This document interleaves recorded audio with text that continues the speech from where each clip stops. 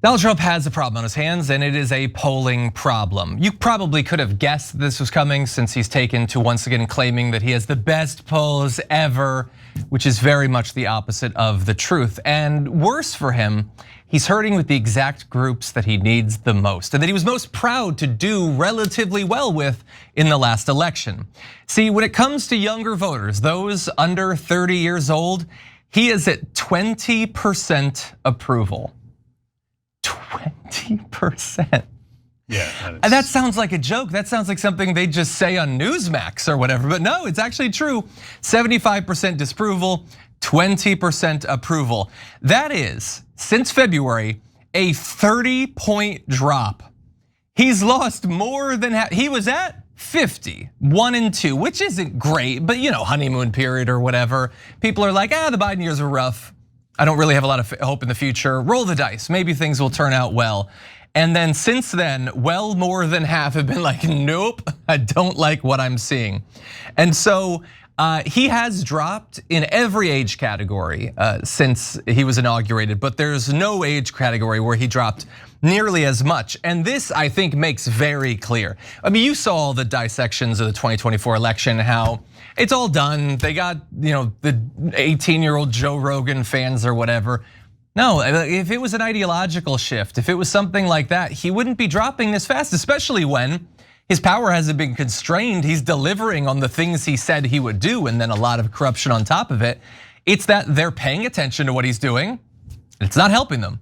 And they're not being given any reason to think that they will be helped. They see what's going on with the tariffs, with inflation, with healthcare. They saw the big, beautiful bill. They see all of this chaos and nonsense and criminality and corruption. And younger voters who are very tapped in and they're consuming a lot of news are not liking what they're seeing. Yeah, so I want to give credit to a whole bunch of people here. I'm actually going to ironically start with Trump. I don't think that it was a flash in the pan that he got to 8 points in the positive with young voters. I mean, 50 to 42 for a Republican to be winning under 30-year-olds, that is amazing, right? I also don't think it's a coincidence that he's now gone from 50 to 20 and from 8 positive to 55 negative. That is a 63-point drop.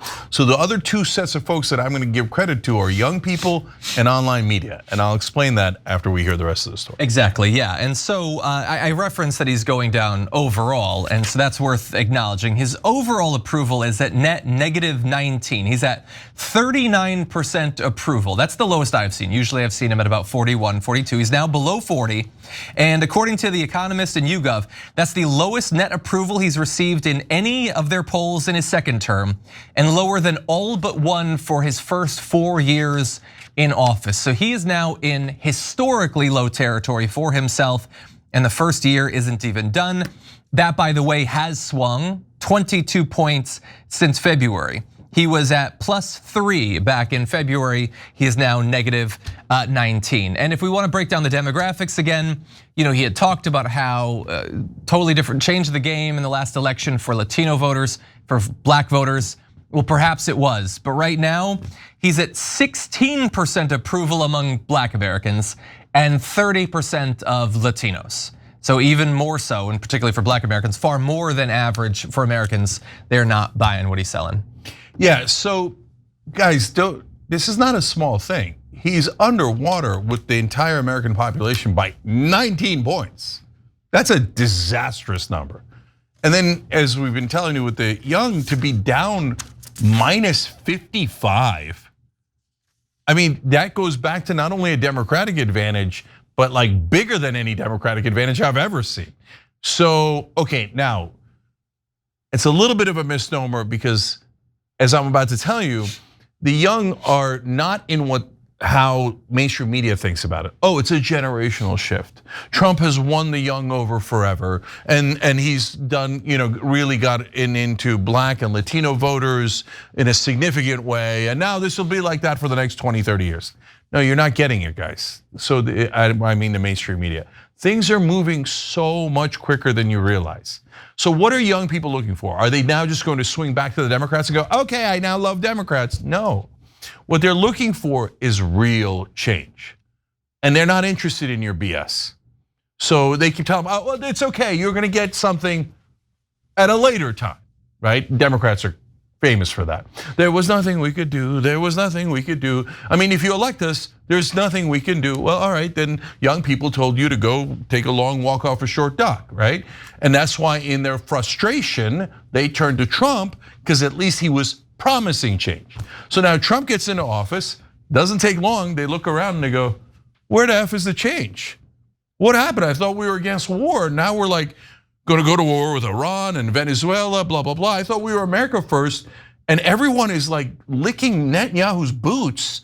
What the hell's, what part of that is America first? And wait, I thought we were going to look out for us. And now all of a sudden Argentina's got $40 billion and everyone's got money. Oh, the rich got another gigantic multi-trillion-dollar tax cut. When are we going to get anything? And young people, until we kind of do a political peaceful revolution, my answer is clear to you. You're not ever gonna get anything. These guys are all crooks. They all work for giant corporations and some foreign governments. They don't work for us at all. The donor class has been robbing us, not just now, for about 50 years straight. And the worst thugs of all are mainstream media who hide that fact from you. Their whole job is to make sure you don't see it. They're like, no, they're donors. Like, how can you not be furious with the donors? How could you be in the news business and not understand, oh, right, it looks like the politicians do what the donors want nearly 100% of the time. That's complicated, you couldn't solve that. So now the good news, online media is destroying mainstream media. And before they're like, oh, this online media has disreputable people. They're not as serious as Jake Tapper, who's so serious he'll look down his nose at you and go, you don't deserve anything. The status quo is great, okay? No, it's not. The status quo is deep, utter corruption that you're hiding from everyone. Well, guess what? You're caught, okay? Yeah. Online media is infinitely better than mainstream media, and we caught you sons of bitches. So now, you know how many people under the age of 30 are watching television? Zero, none, zero. So why did they flip so much? Because they weren't brainwashed by mainstream media.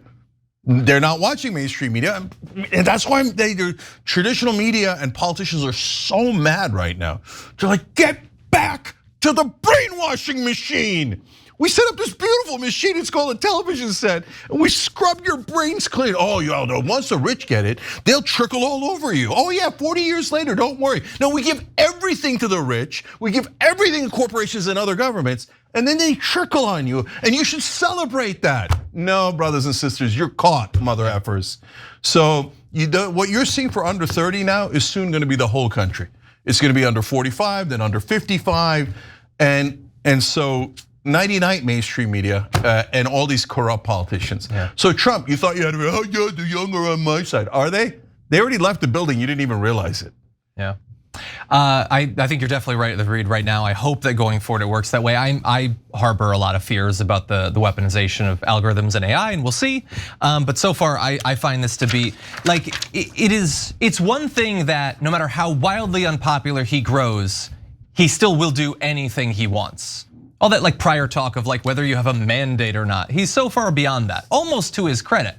And so that sucks, but it's good to know that people are paying attention and they don't like what they're seeing. If you've ever felt like maybe you're crazy, if the results of the last election make you think, well, I guess we've been wrong this whole time. No, people aren't into this at all. And the final thing I wanna say about this is so amazing is like, I think it's like one thing when people take a look at Joe Biden and they're like, he didn't do anything, or what he did was too slow or not enough, or like, oh, he said he was gonna do something and then it got overturned, or he said he was gonna do something and then Kirsten Sinema did like a thumbs down. Like people, I think, got really sick of that sort of like lazy, do almost nothing kind of thing. With Donald Trump, it's not the same thing. He's aggressively doing terrible things. He is wielding as much power as he wants, but if you're a regular person, you're saying he can do anything he wants and none of it is with an eye to me or my family. So he can throw the money to Argentina. It's like, okay, so we had supply chain problems. Joe Biden didn't do enough, there was inflation. Trump's just like, no, I'm gonna do tariffs, I'm gonna cause inflation. It's an aggressive version of the incompetence, let alone all of the other stuff that he's doing. And so what's been most amazing for me is that Donald Trump is supposed to have these amazing political instincts, and I don't see it. He doesn't seem to understand, or maybe he just doesn't care that he's so wildly unpopular, but the fact that this guy is at the worst economic numbers any president has ever been at this point in their presidency, and the dude cannot go a day without talking about marble this, gold that. He's cosplaying Joanna Gaines in the Oval Office every day. It's like he was tasked, like challenge mode. How disconnected from the struggle of the American people can you seem to be? That's what's been so strange to me about all this. Yeah, because once he got what he wanted, power, and now crypto has gotten him $800 million in ill-gotten gains. He's like, I don't care about you guys. I'm back to, the only thing I care about is marble bathrooms and golden ballrooms, and lined with both gold and national secrets, of course. Exactly. So, because if he's got a bathroom and a ballroom, he's gonna put classified documents in it. Yeah. Every time you ring the bell below, an angel gets his wings. Totally not true, but it does keep you updated on our live shows.